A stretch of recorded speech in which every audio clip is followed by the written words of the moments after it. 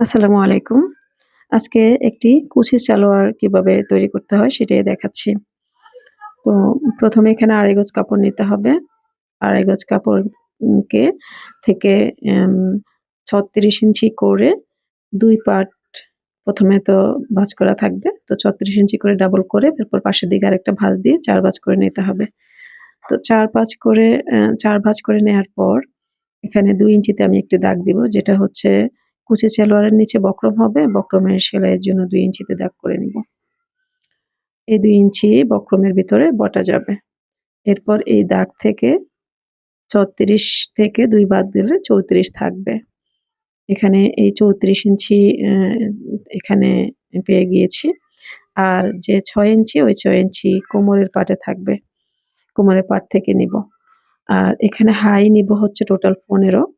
তো ১৫ থেকে যেহেতু ৬ থাকবে কোমরের ওইখানে, এখানে ৯ নিলেই হয়ে যাবে হাই এর অংশ। তো হাই এর অংশ ৯ নিয়ে আরো বাড়তি নিয়ে আমি এখানে নিচের দিক থেকে ২২ ইঞ্চিতে একটি দাগ করেছি। নিচের দিক থেকে ২২ ইঞ্চিতে দাগ করে এই কাপড়টা সোজাসুজিভাবে কেটে নিয়েছি, কোনো শেপ না দিয়ে। এবারে এই নিচের পার্টটি নিয়ে নিয়েছি। নিচের পার্টটিকে এখানে কাজে লাগিয়েছি। নিচের এই পার্টটিকে এখানে এভাবে বসিয়ে, যেহেতু কুচি পায়জামা, তো এখানে কুচির জন্য এবং কলির জন্য বেশি কাপড় লাগবে, পানা বেশি লাগবে। সেজন্যই আমি নিচের অংশের এই টুকরাটি এখানে বিছিয়ে ৯ ইঞ্চিতে শেপ দিয়ে কেটে নিয়েছি। আর কোমরের যে ৬ ইঞ্চি, ৬ ইঞ্চির সাথে আরো ৩ ইঞ্চি বাড়তি নিয়ে আমি ৯ ইঞ্চি কাপড় এখানে রেখেছি। ৩ ইঞ্চি কেন বাড়তি নিয়েছি? এখানে রাবার এবং নিচে দিয়ে নিচে সেলাইতে যাবে, আর রাবার বা ফিতা লাগানোর জন্য আরো ২ ইঞ্চি যাবে। তো এজন্য ৯ ইঞ্চি নিয়েছি। তো এখানে পাশের দিকে হচ্ছে আমার লাগবে ২৪ দুগুণে ৪৮ ইঞ্চি। তো এখানে যেহেতু মূল কাপড়ে ৪৮ ইঞ্চি নেই, মাত্র ডাবল করে ১৬ ছিল, ৩২ ইঞ্চি ছিল। তো বাকি কাপড়টা আমি জোড়া দেওয়ার জন্য কেটে নিয়েছি। আশা করি আপনারা বুঝতে পেরেছেন। যেইটাতে কাপড় কম হয়েছে সেটাতে জোড়া দিয়ে তারপরে এটাকে পূর্ণ করেছি। মেশিনে চলে এসছি। পরে এখানে মূল যে পাটটি আছে নিচের মূল পাটের সাথে যে জোড়া দেওয়ার জন্য কলির মতো করে যে কাপড়টা কেটেছি, দুপাশে ২ টি টুকরা লাগিয়ে নিব। এতে করে পানাও বাড়বে, কলির কাজও হয়ে যাবে। দুপাশ থেকে ২ টি টুকরা জোড়া দিয়ে নিয়েছি। এবারে এগুলোকে সমানভাবে একটু নখ দিয়ে মিশ করে এখানে কুচি করে নিচ্ছি। তো কোমরের ওইখানে আমরা যতটুকু নিব, কুচিও ততটুকুই করব। আমার ওইখানে ২৪ ইঞ্চি লাগবে। আমি ২৪ ইঞ্চি বা ২৫ ইঞ্চি এরকম ২.৫ ইঞ্চির মতো কুচি করে নিব। কুচি করার পর মেপে দেখব, যদি কাপড়ের বেশি হয় তাহলে কুচি বাড়িয়ে দিব, আর কম হলে ২-১ টা কুচি খুলে নেব।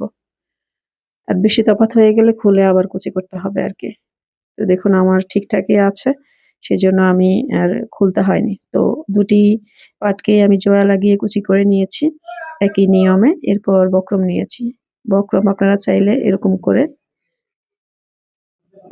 ১ ইঞ্চি করে অথবা ১.৫ ইঞ্চি করে এভাবে টেনে ছিঁড়ে নিয়ে সমান করে নিতে পারেন অথবা কেটে নিতে পারেন। তো আমি ১ ইঞ্চি করে ২ টি বক্রম কেটে নিয়েছি। বক্রমগুলোর লম্বা নিয়েছি ৯ দুগুণে ১৮ ইঞ্চি। ৮ ইঞ্চি থাকবে মূল পার্টে আর ১ ইঞ্চি বাইরের দিকে বাড়তি রেখেছি। তো এখানে এবারে এই বক্রমটি আমরা চাইলে আলাদাও লাগাতে পারবো। সেটা আরেকটা নিয়ম আছে। আমি সরাসরি কাপড়ে বসিয়ে দিয়েছি একটা সেলাই দিয়ে। এরপর উল্টে নিয়ে এবার আরো কয়েকটি সেলাই দিতে হবে এখানে। তো এটা ১ম সেলাইটি দিয়ে নিচ্ছি। কেটে আপনারা চাইলে উল্টিয়ে ঘুরিয়েও কাজটি করতে পারেন। আমি হচ্ছে কেটে একইভাবে কাজটি করছি যাতে কাজটা সুন্দর হয়। ২ টি সেলাই দিয়েছি এখানে, ৩ নাম্বার সেলাইটি দিচ্ছি। এটা আপনাদের ইচ্ছে কতটা ঘন দিবেন বা কতটা পাতলা দিবেন। আমি হচ্ছে ১ ইঞ্চির মধ্যে ৫ টি সেলাই দেই সবসময় আমার নিজের জন্য। আপনারা চাইলে কমিয়েও দিতে পারেন, বাড়িয়ে দিতে পারেন, বা এখানে মাঝখানে ডিজাইন করা যায়। চাইলে ডিজাইন করেও দিতে পারেন।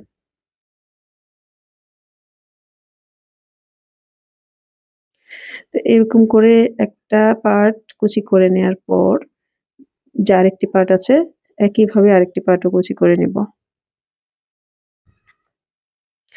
2টি পার্ট কুচি হয়ে গেলে এই যে হাইয়ার অংশ জোড়া দিয়ে নিচ্ছি। এখানে ডাবল করে সেলাই দিতে হবে এবং ব্যাক স্টিচ দিতে হবে যাতে সেলাই মজবুত হয়। তো আমি ডাবল করে সেলাই করে নিয়েছি এক পাশ। আরেক পাশও একইভাবে সেলাই করে নেব।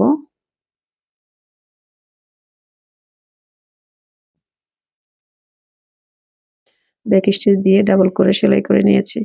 এরপর পায়ের যে মোহরের অংশ এখানে মাপ মেপে তারপরে করতে হবে। আমি 8 ইঞ্চি রেখেছি, আগেই বলেছি যে মূল মাপে 8 থাকবে আর 1 ইঞ্চি বাড়তি বাইরের দিকে রেখেছি। সেটা আরো কেটে কমিয়ে নেওয়া যাবে। তো সেলাই করে নিচ্ছি। এখানে কাপড় সমানভাবে রেখে তারপর সেলাইটি করব।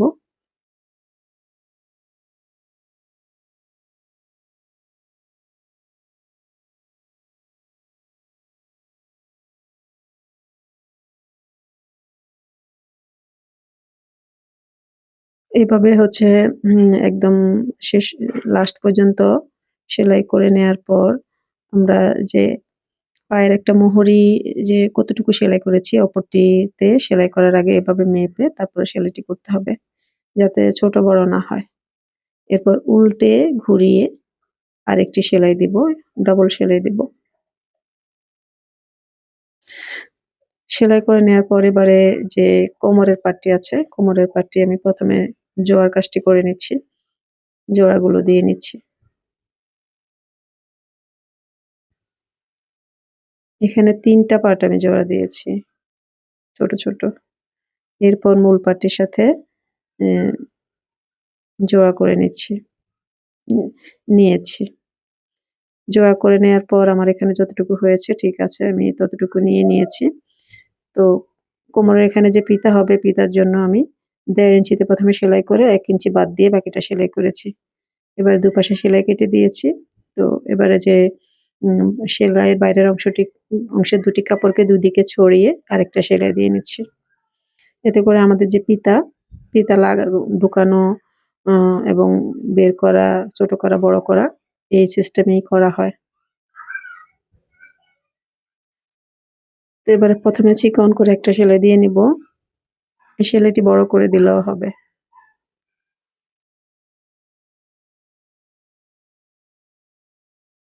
প্রথমে চিকন করে একটা সেলাই দিয়ে নিচ্ছি।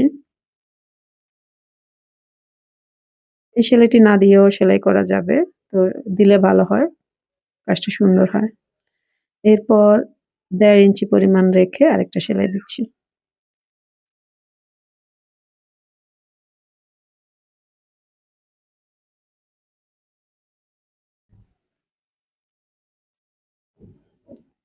এক্ষেত্রে আপনারা যারা নতুন আছেন, যাদের চোখের আন্দাজ কম তারা মেপে, মেপে করবেন। আমরা যারা পুরনো কাজ করি তাদের মাপার দরকার হয় না। আমরা আন্দাজে করলেই হয়ে যায়। তো সেলাই করে নিয়েছি কোমরের পাটটি। এবারে যে নিচের কুচি পাট আছে, কুচি পাটের সাথে কোমরের পাট জয়েন করছি। এক্ষেত্রে আপনারা উল্টা দেখে করবেন। ফ্রন্ট পার্ট এবং ব্যাক পার্ট।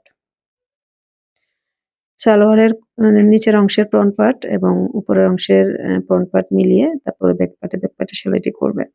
তো একটা ১ম এ জয়েন করে নেয়ার পর আরেকটি সেলাই করে নিয়েছি। রেডি হয়ে গিয়েছে সালোয়ারটি। আল্লাহ হাফেজ আজকের জন্য।